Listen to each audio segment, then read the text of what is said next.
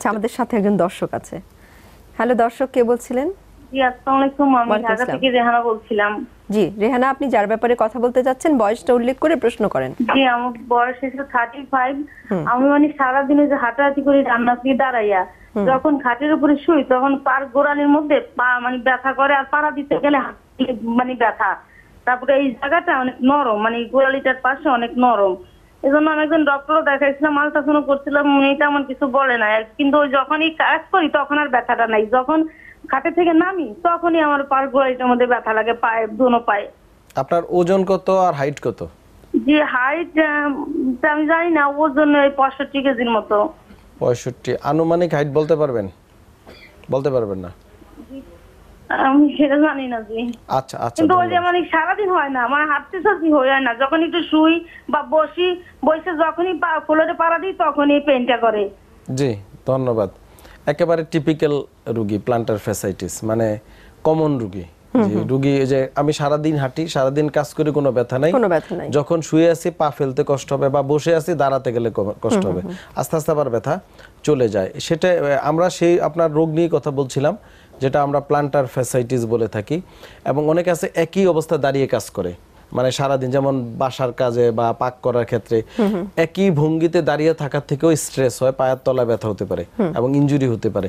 এই জন্য আমরা বলি বারবার একটু চেঞ্জ করা, একটু পায়চারি করা, মানে একই অবস্থানে না দাঁড়িয়ে। তো এইগুলা একটু কিছু এডুকেশন দরকার, জুতা কারেকশন তো আমরা বললাম, সেটা করতে হবে। এবং এখানে ওজন আর একটা ফ্যাক্টর, ওজনটাও দেখতে হবে। যদি আবার অনেকের ওজন কম, শরীরের হাইট অনুযায়ী, কিন্তু আবার তারও পায়ের তলা ব্যথা হতে পারে। কারণ হচ্ছে পর্যাপ্ত যদি মাসেল না থাকে, প্যাড না থাকে, মানে পায়ের তলা কিন্তু প্যাড এবং এক্স্যাক্টলি সেটাও না থাকে, তাও কিন্তু পায়ের তলায় ব্যথা হতে পারে। তো একটা মানুষের ফিজিক্যাল ফিটনেসটা খুবই জরুরি। মানে তার ওজন বেশি হলেও যেমন সমস্যা, ওজন যদি হাইট এবং বয়স অনুযায়ী কম হয় সেটাও সমস্যা। এইগুলো কিন্তু আপনার কনসিডার করতে হবে। শুধু যে ব্যথা বেদনা তার জন্য না, আপনার যে কোনো রোগের জন্য কিন্তু হাইট ওজন একটা বিশাল ইম্পর্টেন্ট ইস্যু।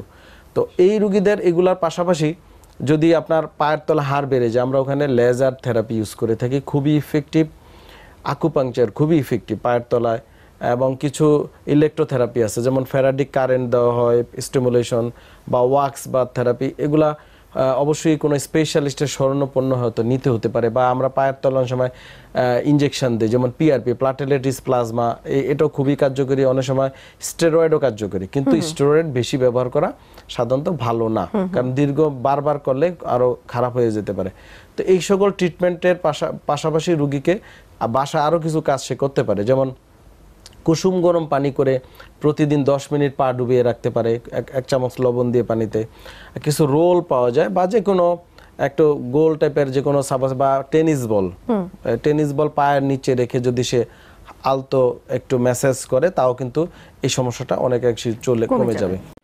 নিয়মিত স্বাস্থ্য বিষয়ক আপডেট ও পরামর্শ পেতে আমার ইউটিউব চ্যানেলটি সাবস্ক্রাইব করুন ও উপরের ডান পাশের বেল বাটনটি চাপুন, এবং আপনাদের অন্যান্য সোশ্যাল মিডিয়ায় এই ভিডিওটি শেয়ার করুন।